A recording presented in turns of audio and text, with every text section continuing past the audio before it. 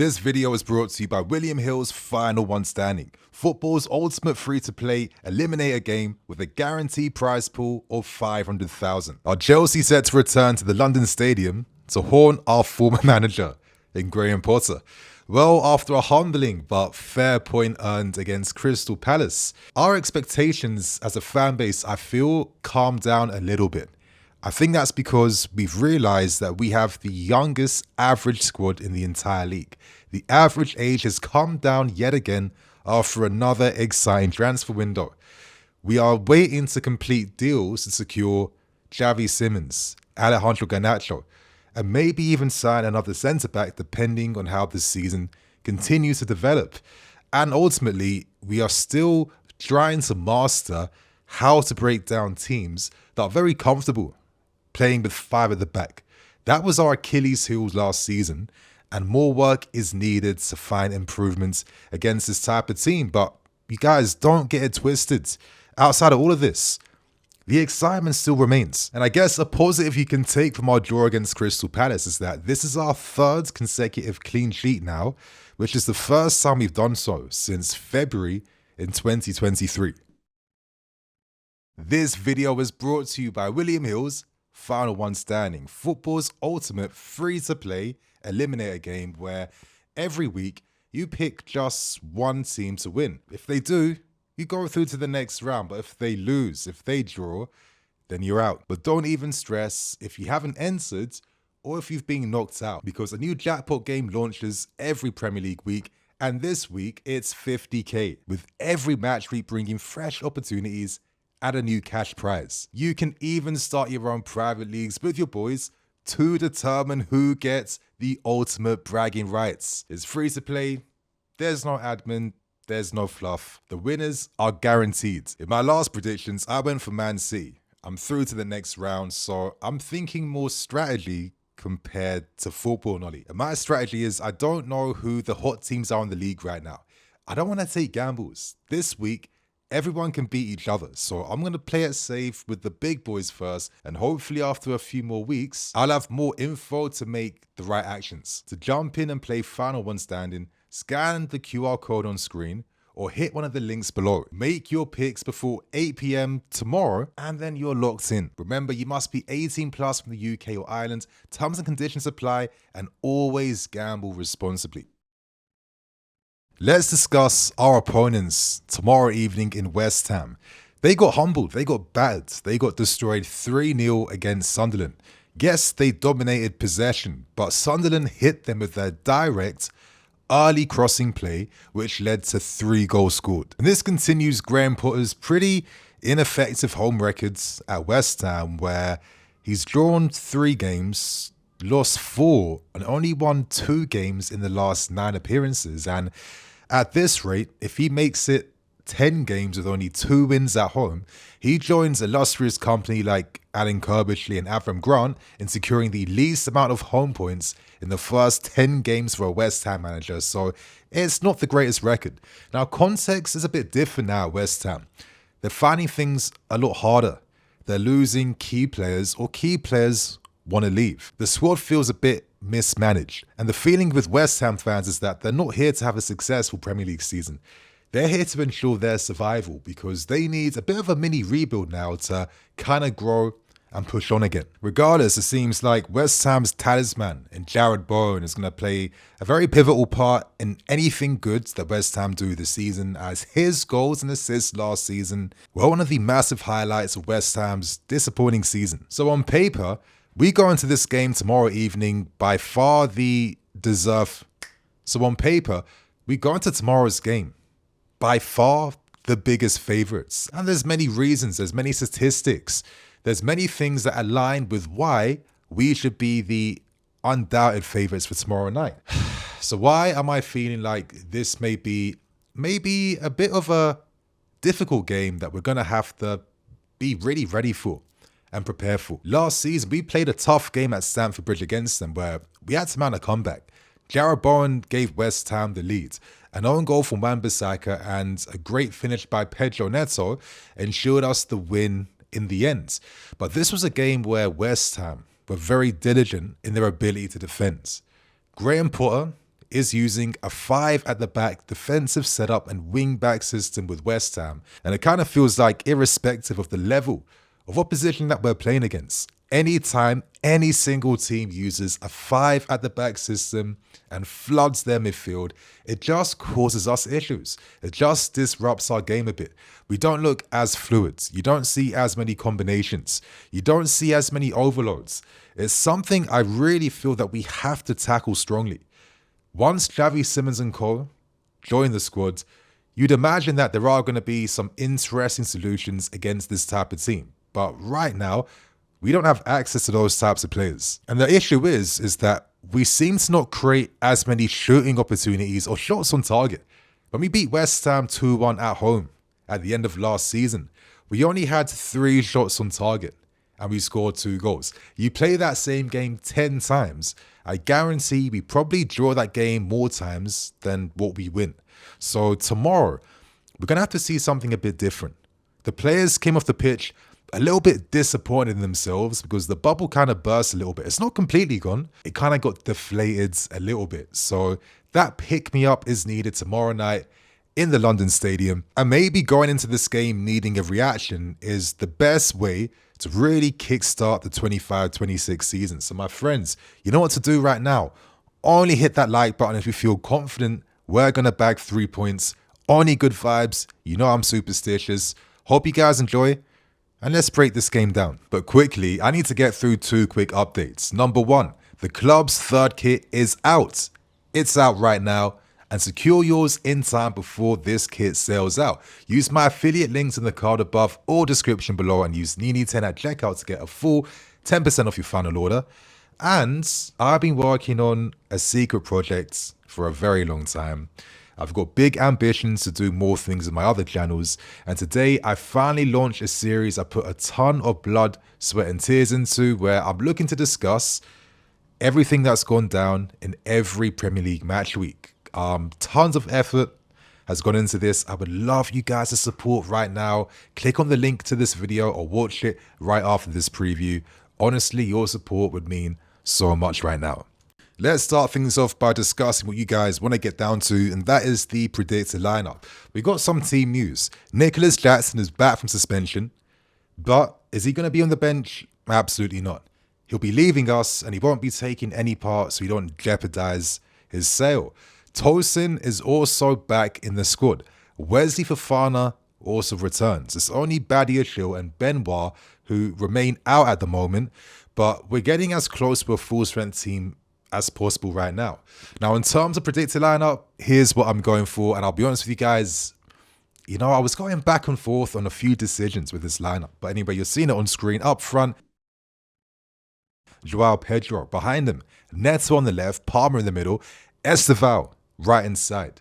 Midfield of Enzo, Moises. Defense of Cucurella, Chalobah, Tosin, Reece James, and Sanchez in goal. I want to start from back to front. Sanchez speaks for himself. We move past him. Defense got me thinking quite a lot. It gave me a bit of headaches, not going to lie. Now, I'll explain why I decided with this defensive duo. I'll explain why I went with this defensive unit.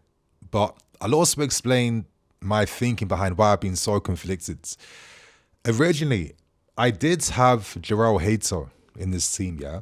And for me, it simply came from the fact that having that left footer can open up particular passing angles and passing lanes with his left foot. I think the guy is an exceptional progressive passer. Exceptional. Line breaks for fun.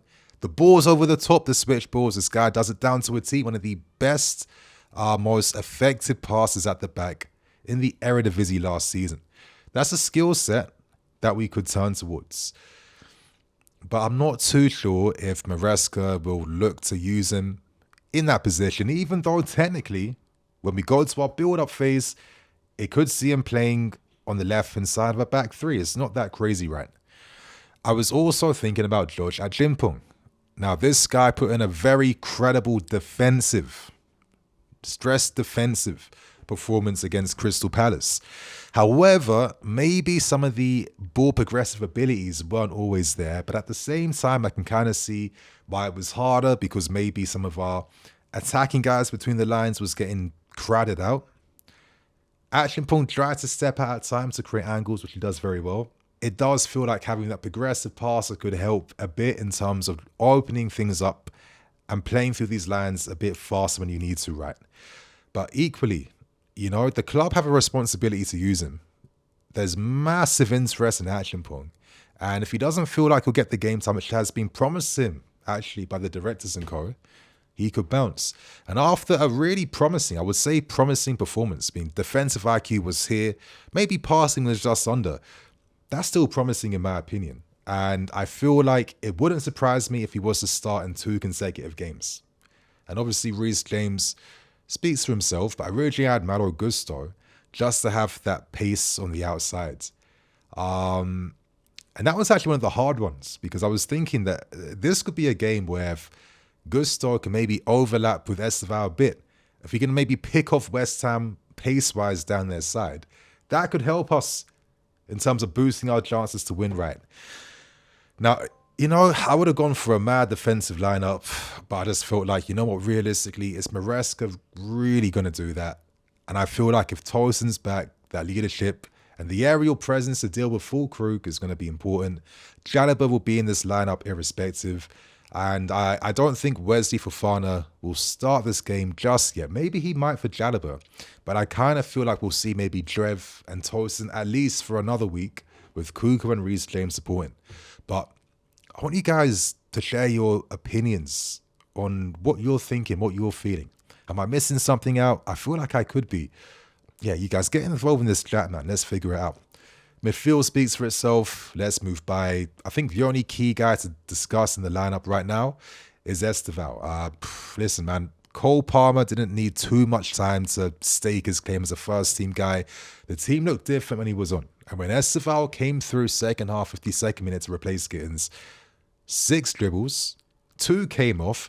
But did you guys clock that Palace threw 2-3 guys on Estevao whenever this guy was on the ball? Like, come on, man. When you're getting that type of pressure on you, it tells you the talent and the respect he got from the ops, yeah. So for me, Estevao starts. Let this kid play. I hope the guy combines with Cole Palmer. I want to see combinations, please. We need to ensure getting something from this game. But for myself, I always knew that this guy will be in the lineup quite soon. I think he starts. Let him cook. Let him showcase what he can do. This is a super talent we have on our hands, and he can handle it. We've all seen that already.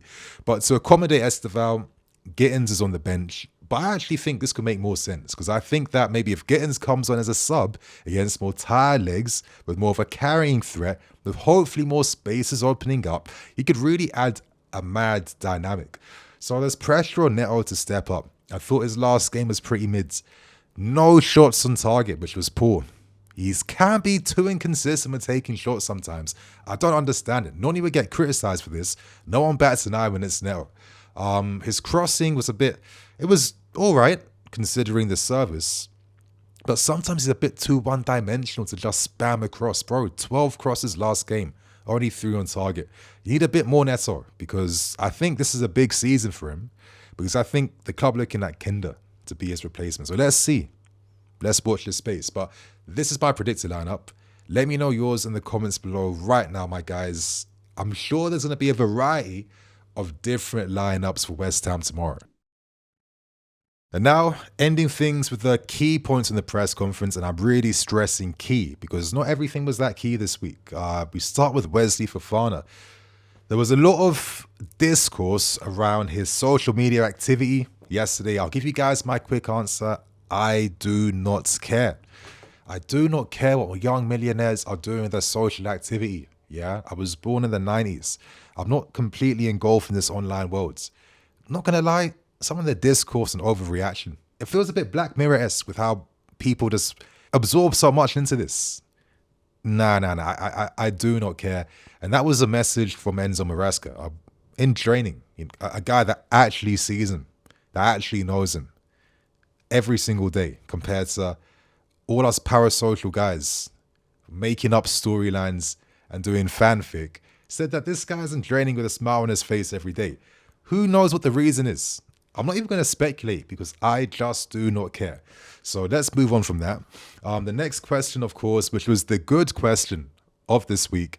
Can Liam Delap and Joao Pedro play together? If you guys watch my review, I said at the end, I was so annoyed that Enzo Maresca subbed off Pedro for Delap. In a game you're trying to come back into and get a goal. Why are they not playing together? It made no sense. In that moment that Andre Santos fluff, have we not been seeing Joao Pedro burying that goal time and time again? Be braver for the result. When he answered that question, Maresca basically said, listen, he can play in 5 different positions. He can play everywhere. Technically, he can play with Liam Delap. So Maresca, if the opportunity arises, use it. Because there was no excuse to take off Pedro against Palace last week. And obviously, expectations around West Ham for the game. I agree with Maresca.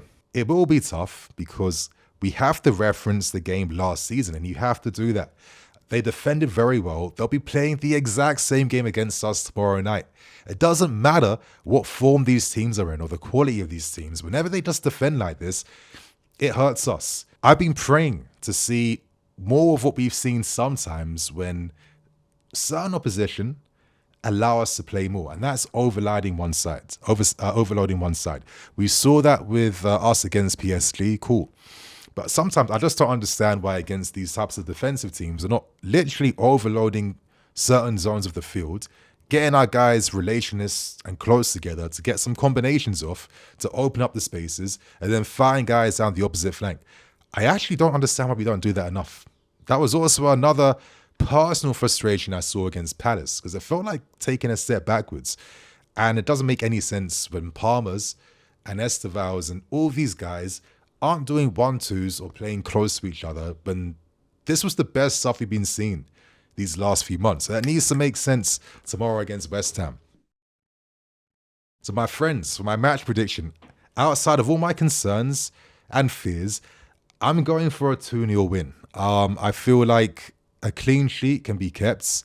I think we can hopefully take advantage of a West Ham team, I wouldn't say in disarray, but maybe feeling it a little bit. And I think the players will want to react. And I'm hoping some positive changes in the lineup bring forward positive results. So my friends, that's a preview. I'll catch you guys tomorrow with the match review. I'm going to be in a different country with the review. I'm going to be in Germany, so stay tuned for that. Love. And I'll see you guys then. Cool.